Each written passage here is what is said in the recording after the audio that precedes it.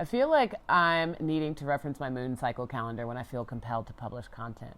Like, I really came out the gate kicking and screaming in that inaugural blog post titled Idioms and Idiots. I was poised to launch into a sordid tell all about childhood trauma, institutional neglect and abuse, trauma bonds, toxic relationship patterns, and convincingly cogent psychedelic use. I've had some seriously dark phases in my life, but for some reason, these divorced early 40s feel a lot like the winter of my discontent. My inner emo reemerged during last year's holiday season. I managed to slog past a gravy soaked Thanksgiving with gratitude for it being a single meal versus a marathon of menu planning and placating mouths and ears with endless plates and witty banter. I am bad at prolonged social occasions and engagements. Unless I'm performing a specific function, I tend to feel either idle or overexposed. It might also be because I'm a rabid oversharer. I was not always such an emotional exhibitionist. In fact, from a very young age, it was the opposite. I had sisters asking me for dating advice at the age of 7, random strangers flipping their wallets to pictures of deceased or estranged family or friends with questions as to whether or not their last words or actions had just cause, as if I were a voice of reason or retribution. I was so accustomed to instant intimacy that I began to believe it was a norm, even preferable. It worked well in my 20s and early 30s, where social occasions were well liquored and tongues loosed with salacious secrets and sexual innuendos and advances. I used to believe that it would always galvanize meaningful conversation. From there, we would hopscotch through a series of conscious altering conversations where we collectively solved the mysteries of the universe. And it did work, at first. In the recent past, I hit bottom, or thought I had. This bottom was nothing like I expected it to be. I fully envisioned my figurative bottom, like everyone else's, would end with me bare-assed and passed out, laying off of a stained floor mattress, surrounded by used needles, blackened pipes, empty bottles, and a bouquet of naked, mixed-gendered limbs. My child, or God forbid children, would be watching a too loud screen somewhere in view of the basement with stained clothing and matted hair. They would be eating some dangerously preserved, nondescript food stuff full of brightly rainbowed E numbers. My dogs would be cleaning the floor of body fluids, as if good for both goose and gander, or be chasing a chicken through the living room, both a foul hypothetical. This day was nothing like that.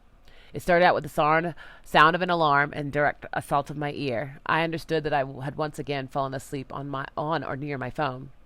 My half-filled wine glass clinked against my glasses as my fingers fumbled clumsily to bring them to my blurry and bleary eyes. That day, like all others, I hurried my son through our usual morning scramble for school, eggs and all, returning home to clean the kitchen and take the dogs out before remembering my dentist appointment and darting off again. With earbuds in, I let the waves of calmer waters wash over me audibly in the dentist chair after the tumult of the morning.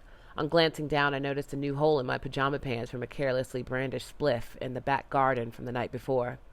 My breathing was markedly shallow as I opened up my most legendary orifice to the dentist's probing fingers, trying hard not to give his masked face a direct blast of any possible wine wind from the night before. I allowed my mind to wander to the conversation between the Chinese dentist and the young dental school assistant, ignorantly wondering why they weren't speaking in their mother tongue before reasoning that their relationships with their mother must be as estranged as mine was, both literal and unpatriotically figuratively. Attachment disorders are always alienating, even if they do create a common ground for other forms of community. I have been trying to find ways to reconcile both my relationship to my mother and mother country for some time, to no avail. I find it misogynistic that all nations are considered female, while those who conquered, governed, and are responsible for making them great again are all distinctly male. The bona fide doctor made quick work of cleaning my teeth, which I mistakenly thought was indication of the strength of my enamel-like genetics, not necessarily my ego. I sat up smugly, tonguing the smooth of my teeth when the devastating blow was dealt. The round a frowning face belonging to the duplicitous, delving digits peered up at me from bulky bifocals, and he said brusquely, "You have 3 cavities." I don't know if it was from sitting up too quickly, or a relational rift, or the death and degradation of both enamel and ego, but I suddenly felt lightheaded and groped for the dental chair for support. I had never had a cavity before. A chipped tooth turned root canal, yes, but a cavity? Never. And never 3. Then I recalled remorsefully all of the nights in college I'd fallen asleep, tongue intrepid with mixed poisons of whiskey, wine, and woe, or on the rare occasion wet with someone else's saliva.